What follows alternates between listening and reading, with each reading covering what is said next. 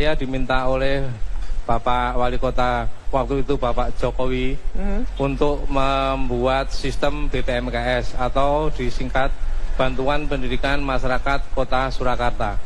Pada waktu itu saya menerima data sebanyak 110.000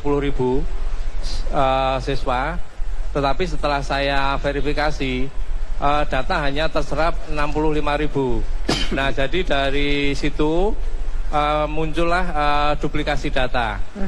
Karena muncul duplikasi data, yang seharusnya anggaran yang dikeluarkan oleh Pemkot Surakarta sebesar 23 miliar, itu hanya terserap 10 miliar 600. Kurang lebih seperti itu tahap-tahap awalnya. Setelah itu pada tahun 2012 BPMKS diadopsi oleh Bapak Joko Widodo, dirubah menjadi kartu pintar. Nah, itu asal mulanya adalah kartu BPMKS Surakarta. Baik. Terima kasih. Itu meliputi apa saja sih Pak Wahyu dari BMPKS itu dengan buku pintar, apa bedanya? BPMKS itu sebenarnya adalah bantuan untuk masyarakat Kota Solo dari tingkat SD, SMP, SMA. Nah, dari situ sebenarnya siswa sendiri bisa di-cross-check, mereka tidak menerima bantuan itu. Tidak menerima bantuannya dikarenakan apa Pak? Karena distribusi bantuannya yang tidak merata atau memang bagaimana Pak? Apa yang salah di sini Pak lihat? Sistemnya yang berbelit-belit, sehingga sering terjadi penundaan-penundaan.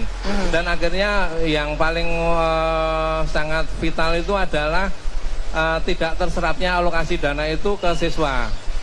Baik, nanti saya akan bertanya ke Pak Lusman. Yang menjadi kendalanya adalah dana itu tidak sesuai dengan anggaran yang dikeluarkan 23 miliar, hanya yang keluar itu 10 miliar 600.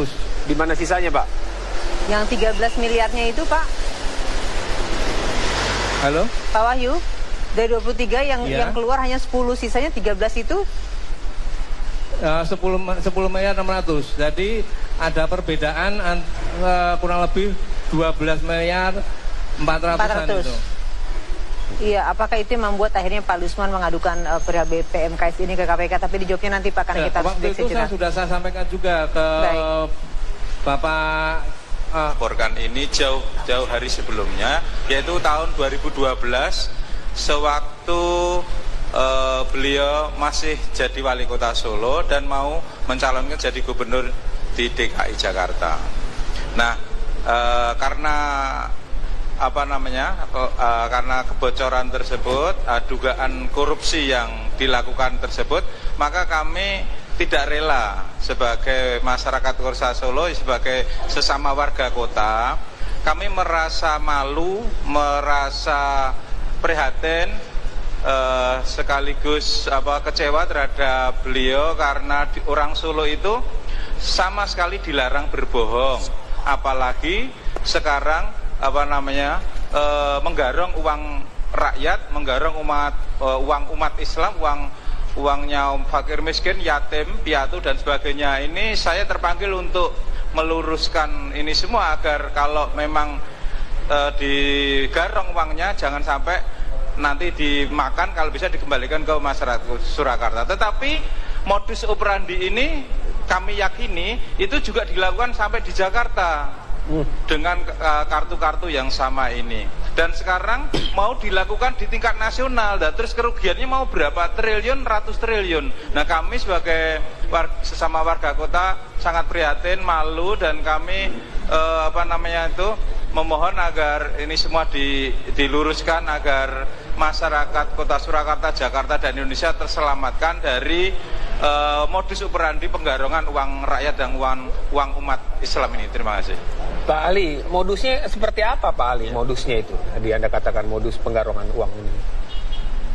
Ya, jadi seperti yang dijelaskan oleh Pak Wahyu tadi, jadi ada program yang bernuansa sosial, bernuansa charity, tetapi sebenarnya di balik itu dia menggarong dari sana dengan penggandaan siswa misalnya dan sebagainya.